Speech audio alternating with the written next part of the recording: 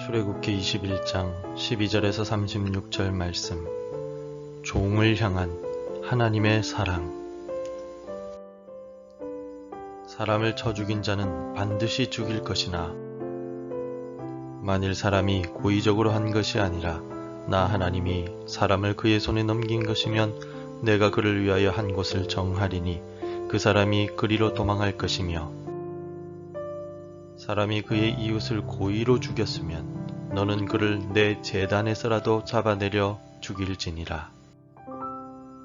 자기 아버지나 어머니를 치는 자는 반드시 죽일지니라. 사람을 납치한 자가 그 사람을 팔았든지 자기 수하에 두었든지 그는 반드시 죽일지니라. 자기의 아버지나 어머니를 저주하는 자는 반드시 죽일지니라. 사람이 서로 싸우다가 하나가 돌이나 주먹으로 그의 상대를 쳤으나 그가 죽지 않고 자리에 누웠다가 지팡이를 짚고 일어나 걸으면 그를 친 자가 형벌은 면하되 그간의 손해를 배상하고 그가 완치되게 할 것이니라. 사람이 매로 그 남종이나 여종을 쳐서 당장에 죽으면 반드시 형벌을 받으려니와 그가 하루나 이틀을 연명하면 형벌을 면하리니 그는 상전의 재산임이라.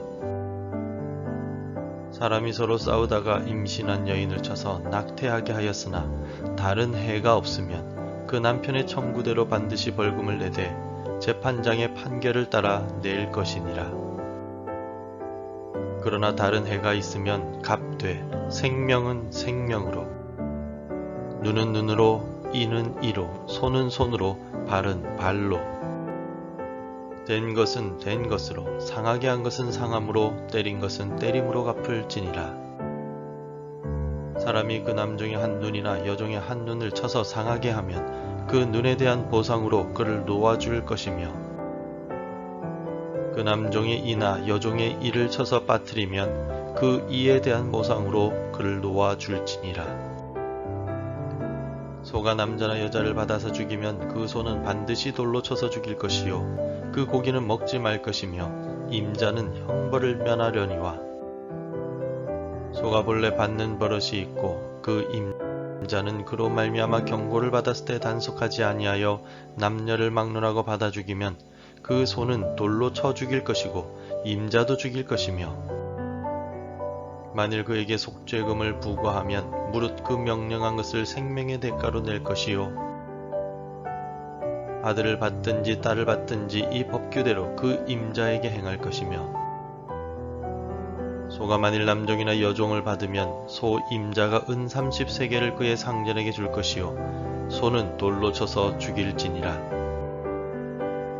사람이 구덩이를 열어두거나 구덩이를 파고 덮지 아니하므로 소나 나귀가 거기에 빠지면 그 구덩이 주인이 잘 보상하여 짐승의 임자에게 돈을 줄 것이요 죽은 것은 그가 차지할 것이니라. 이 사람의 소가 저 사람의 소를 받아 죽이면 살아있는 소를 팔아 그 값을 반으로 나누고 또한 죽은 것도 반으로 나누려니와 그 소가 본래 받는 버릇이 있는 줄을 알고도 그 임자가 단속하지 아니하였으면 그는 소로 소를 갚을 것이요 죽은 것은 그가 차지할지니라.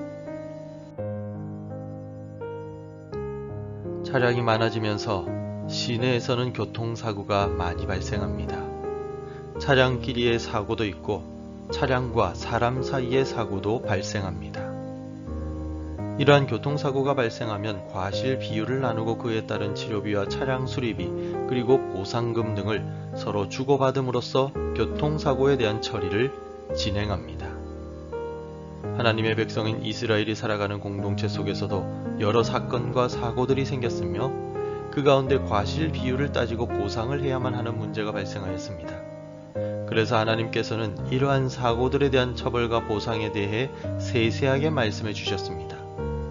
하지만 하나님께서 말씀하신 이 모든 처벌과 보상의 가장 핵심적인 내용은 하나님의 형상에 대한 존중이 담겨 있습니다.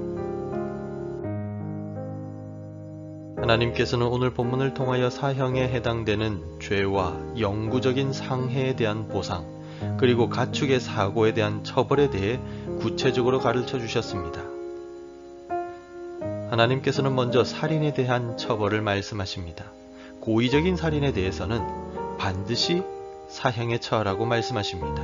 12절에서 사람을 쳐 죽인 자는 반드시 죽일 것이나 라고 기록하고 있습니다. 사람을 때려서 죽인 사람에 대해서는 반드시 그리고 제단에서라도 사형에 처하라고 하나님께서 엄하게 명령하고 계십니다. 이 반드시라는 말은 히브리어 원어 성경에 못, 유맛이라고 표현되어 있습니다. 이 못이란 말과 유맛이라는 말은 둘 다 죽인다라는 동사에서 나온 말들입니다. 즉 죽임이란 동사가 반복적으로 쓰였다는 점에서 절대적인 예외가 없다는 뜻입니다.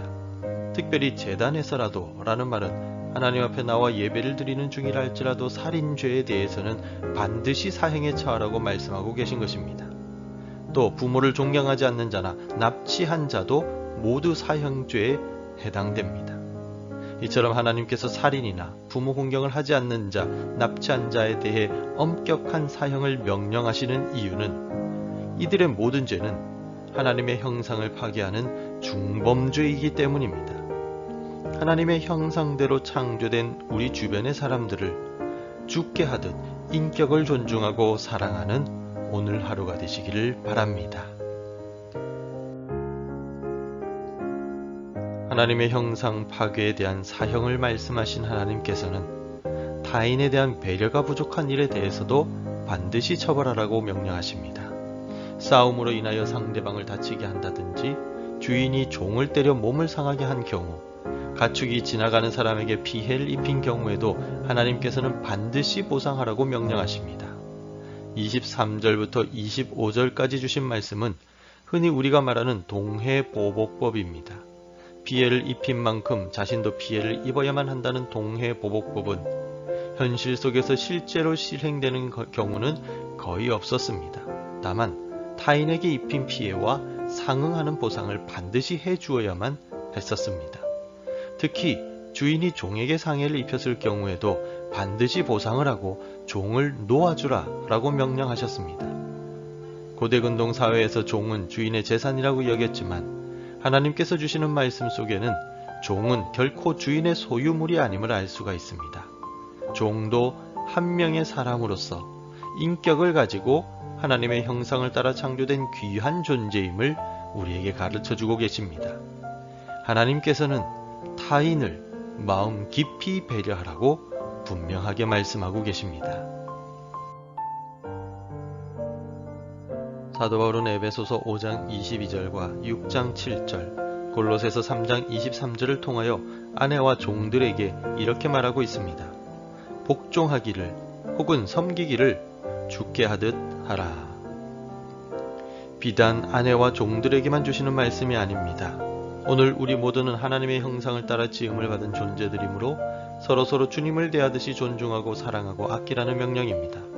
오늘 본문의 말씀과도 연결이 되는 말씀입니다. 오늘 하루 우리 주변에 있는 사람들을 주님께 하듯이 존중하고 사랑합시다. 내 가족이나 직장의 동료들, 이웃들을 바라볼 때 하나님의 형상을 바라보듯 아끼고 사랑하며 존중하여 하나님의 자녀로 살아가며 하나님의 영광을 드러내는 우리 모두가 되길 소망합니다. 기도하겠습니다. 아버지 하나님 감사합니다. 새날을 시작하는 이 아침에 주의 말씀을 듣고 또한 결단하게 하여 주시니 감사합니다. 다른 사람들의 생명을 아끼고 다른 사람들의 모습을 존중하며 오늘도 그들을 대할 때 죽게 하듯 존중하며 사랑하고 아끼며 살아가게 하여 주옵소서. 우리 모두가 서로를 존중하고 배려함으로 하나님 나라를 이 땅에 이루어갈 수 있도록 축복하여 주옵소서. 예수님 이름으로 기도합니다. 아멘. 함께 기도해 주시기 바랍니다. 나 때문에 억울한 이가 생기지 않도록 존중하며 살게 하소서. 코로나로 고통당하는 열방 가운데 주의 위로를 부어 주옵소서. 어르신들과 한우들, 고3 수험생과 청년들을 인도하여 주옵소서. 오늘도 말씀과 기도로 하루를 시작하시기를 바랍니다.